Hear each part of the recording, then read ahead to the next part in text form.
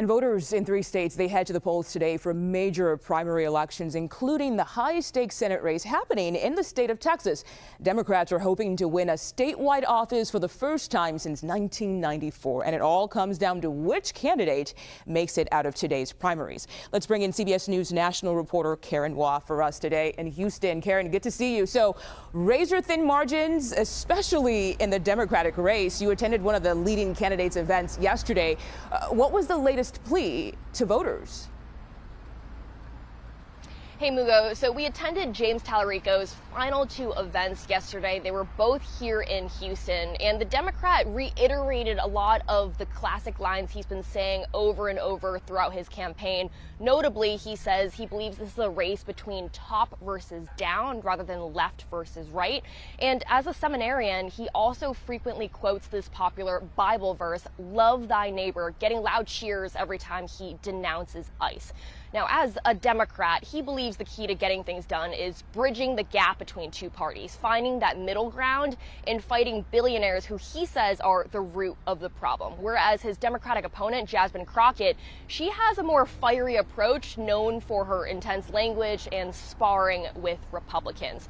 We've talked to a lot of voters over the past few days, and a lot of them are still undecided between Tallarico and Crockett. We even talked to this one woman here at this busy Houston polling site this morning, and literally standing in line, she still had not made up her mind between the 2, even though she had a matter of minutes to decide. Listen.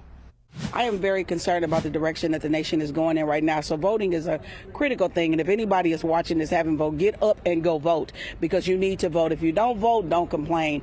And so that race is critical on both sides.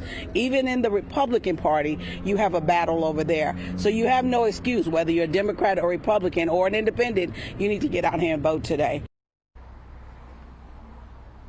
Speaking of the other side, we're going to be talking to other Republican voters throughout the day as well to see how they're deciding between the 3 candidates. Mugo.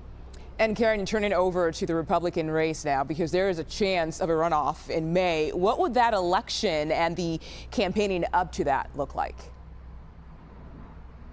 So Mugo, in Texas, there's a law that you have to get at least 51% of the vote in an election. And there's a very good likelihood that with 3 candidates on the Republican side, that no one does get 51% of that vote. And for now, Donald Trump has declined to endorse any of the 3 candidates. We have the incumbent, John Cornyn, who has held this current Senate seat for 4 terms. That's about 24 years. And he has spent this record amount of money to fight the current Attorney General, Ken Paxton, who, despite having a number of scandals over the past few years, is relatively well liked by the MAGA base. And certainly that could be another more intense battle between the 2 if this goes off into a runoff in May. The 3rd candidate we have is Wesley Hunt. He's a congressman who represents Houston here from Houston.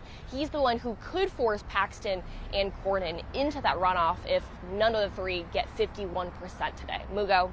Okay, Karen Hua in Houston for us today. So many campaign signs behind you. We'll see what happens tonight. Thank you so much.